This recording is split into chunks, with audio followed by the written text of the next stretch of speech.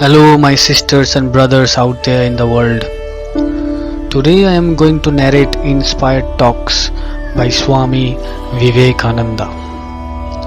And I am confident that if you listen to inspired talks, it is not only going to help you immensely in your life, but also it is going to give you clarity and a peaceful mind, regardless of what is going on in the outside world.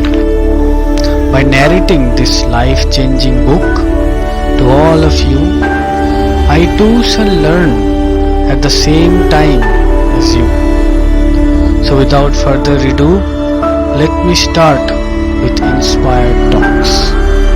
The contents of this book are: the first one is introductory narrative, the second is the master, the third one is note, the fourth one is inspired talks, the fifth one is the song of the sannyasins, and the sixth one, the last but not the least, is the index.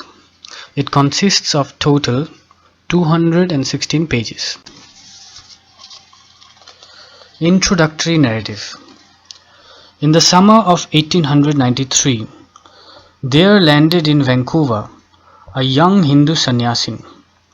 He was on his way to attend the Parliament of Religions at Chicago, but not as an accredited delegate from any recognized religious organization. Unknown and inexperienced, he had been chosen for his mission by a few earnest young men of Madras, who firm in their belief that he, better than anyone, could worthily represent the ancient religion of India, had gone from door to door soliciting money for his journey. The amount thus collected, together with the contributions from one or two princes, enabled the youthful monk, the then obscure Swami Vivekananda, to set out on his long journey. It required tremendous courage to venture forth on such a mission, to leave the sacred soil of India for a foreign country means far more to a Hindu than we of the West can realize. Especially this is the case with a sannyasin, whose whole training is away from the practical, material side of life. Unused to handling money or to any mode of travel save on his own 2 feet, the Swami was robbed and imposed upon at every stage of his journey, until when he finally reached Chicago, he was nearly penniless. He had brought with him no letters of introduction and knew no one in the great city. Thus alone among strangers, thousands of miles from his own country, it was a situation to daunt even a strong man. But the Swami left the matter in the hands of the Lord. Firm in his faith that divine protection would never fail him. For nearly a fortnight he was able to meet the exorbitant demands of his hotel keepers and others.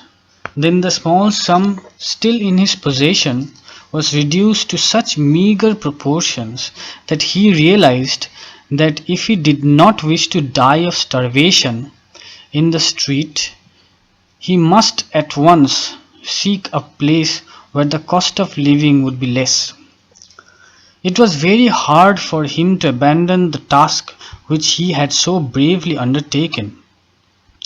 For a moment a wave of discouragement and doubt swept over him, and he began to wonder why he had been so foolish as to listen to those few hot-headed schoolboys of Madras. Yet since no other course was left to him, with a sad heart he set out for Boston, determined to cable for money and, if need be, return to India. But the Lord in whom he was so firmly trusted willed otherwise. On the train he met an old lady, and so far awakened her friendly interest that she invited him to become a guest in her house. Here he made the acquaintance of a professor from Harvard University, who, after being closeted with the Swami for 4 hours one day, was so deeply impressed with his rare ability that he asked him why he did not represent Hinduism at the Chicago Parliament of Religions. The Swami explained his difficulties, that he had neither money nor letter of introduction to anyone connected with the Parliament. "Mr. Bonney is my friend. I will give you a letter to him," the professor quickly replied, and at once he wrote it, declaring in the course of it that he had found this unknown Hindu monk more learned than all our learned men put together. With this letter and a ticket presented by the professor, the Swami returned to Chicago and was readily accepted as a delegate. At last the day of the opening of the Parliament arrived, and Swami Vivekananda took his place in the line of Oriental delegates who filed out on the platform at the opening of the session. His purpose was accomplished, but as he caught sight of that vast audience, a sudden nervousness seized him. All the others had prepared speeches. He had none. What should he say to that great gathering of 6,000 or 7,000 men and women? Throughout the morning he kept putting off his turn to be introduced, whispering each time to the President, "Let someone else speak first." So again in the afternoon, until about 5, when Dr. Barrows, rising, named him as the next speaker. The shock steadied the nerves and stimulated the courage of Vivekananda, and he at once rose to the occasion. It was the first time in his life that he had ever stood upon his feet to speak or had addressed a large audience, but the effect was electric. When he looked over the sea of expectant faces, he was filled with power and eloquence, and beginning in his musical voice, he addressed his hearers as "Sisters and Brothers of America." His success was immediate, and during all the rest of the Congress, his popularity never waned. He was always eagerly listened to, and people would remain to the end of a long session on a hot day in order to hear him out. This was the beginning of his work in the United States of America. I end the episode here.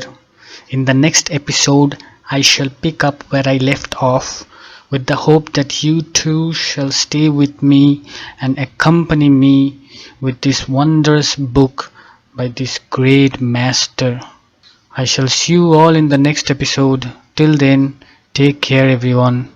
I wish you all a very, very peaceful mind. Om Shanti, Om Shanti, Om Shanti.